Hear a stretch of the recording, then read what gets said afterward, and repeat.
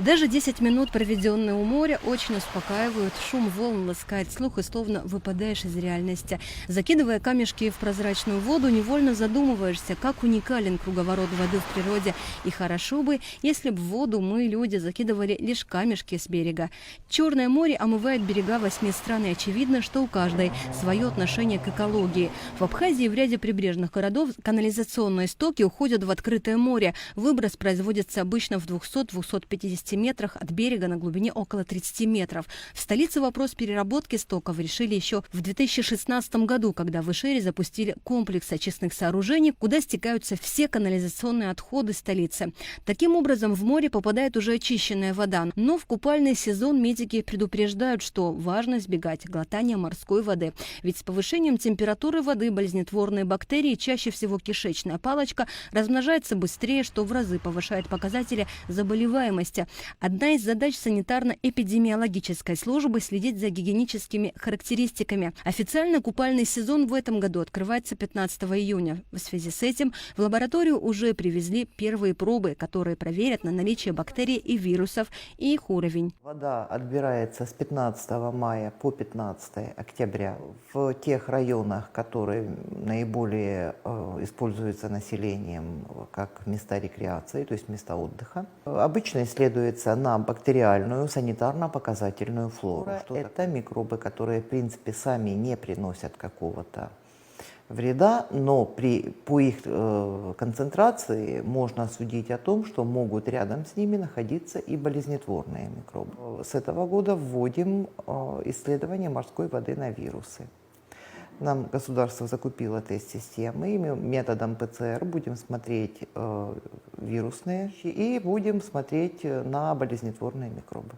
Анализ морской воды занимает около 5 дней. Для этого используют 2 лаборатории. Одна из них та, в которой исследовали кровь на вирусы. Учитывается, естественно, погодные условия для морской воды. Желательно, если прошли дожди, вода должна очиститься, волнение должно успокоиться морское, потому что вода отбирается очень рано. У нас сотрудники отбирают где-то с 5-6 утра. Вода должна быть спокойной и набирается по поверхности, потому что помимо загрязнения морской воды мы проверяем еще на холеру, на холерный вибрион. Холерный вибрион тоже проверяется, делается отдельный у него посев, его проверяют каждые 6 часов в течение 2-3 дней. В принципе, и показатель загрязнения также в течение 2-3 дней проверяется, только у них специфика посева разная. Подобный анализ позволит держать руку на пульсе и быть уверенным, что не упущено крайне важное, а это сейчас необходимо. Общество обеспокоено происходящим в мире, в особенности аварии на Каховской ГЭС. Гидростанция с объемом воды более 18 километров в квадрате затопила территорию в сотни километров. В некоторых СМИ, ссылаясь на командование ВСУ, сообщают, что мост через Днепр на дамбе Каховской ГЭС был выведен из строя в результате ракетно-артиллерийских ударов украинской армии и не может быть использован для перемещения военной техники противника.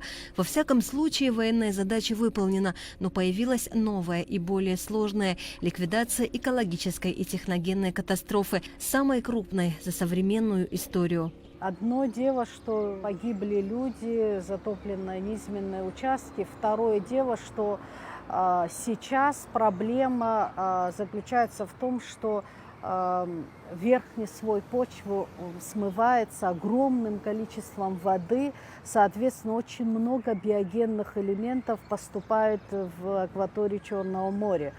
И к чему это приведет? К увеличению роста водорослей, которые в дальнейшем из-за большого их роста солнечная радиация будет поступать практически очень мало, даже, я скажу, будут экранировать, соответственно, все водные организмы, они будут испытывать дефицит в кислороде. Это приведет к серьезнейшей проблеме флоры и фауны Черного моря, касаемой вот акватории, это особенно район Одессы. Плюс еще смываются могильники животных, которые болели сибирской язвой. Плюс еще кладбища вымываются огромным количеством водных масс. Увеличение температуры воды на 24-25 градусов ускорит этот процесс размножения бактерий и инфекций, связанные вот с могильниками и кладбищами. Прибрежная полоса Черного моря и Одессы. Но до Румынии есть предположение сегодня океанологов, что, возможно, и дойдет, это исходя из циркуляции вод Черного моря. Но как катастрофа в Херсонской области может коснуться Абхазии? Есть ли риск, что загрязненные воды по реке Днепр попадут в Черное море и течение, кишащее болезнетворными микроорганизмами, принесет к берегам Абхазии? До нас они не дойдут за счет крупных рек, которые перехватят эти воды. Поэтому до нас они не должны дойти. Днепр, да, сегодня очень сильно загрязнена, во-первых, и большим количеством ила, которое содержит огромное количество грязи.